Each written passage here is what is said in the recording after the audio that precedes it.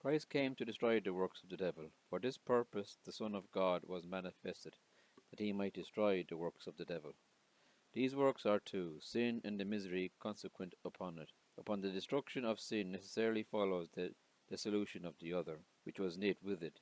If the sinful nature were not taken away, the devil's work would not wholly be destroyed; or if the sinful nature were taken away, and a righteous nature not planted in the stead of it, he would still have his ends against God in depriving God of the glory he ought to have from the creature.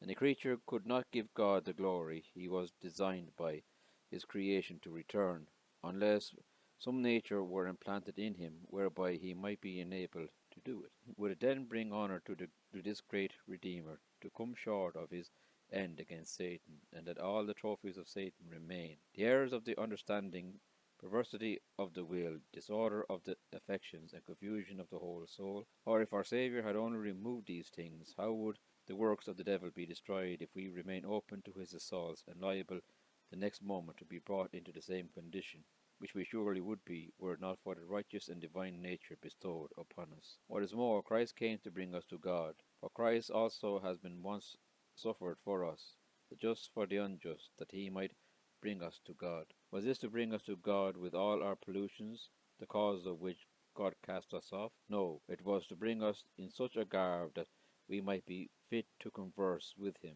Can we be so without a new nature and a spiritual likeness to God?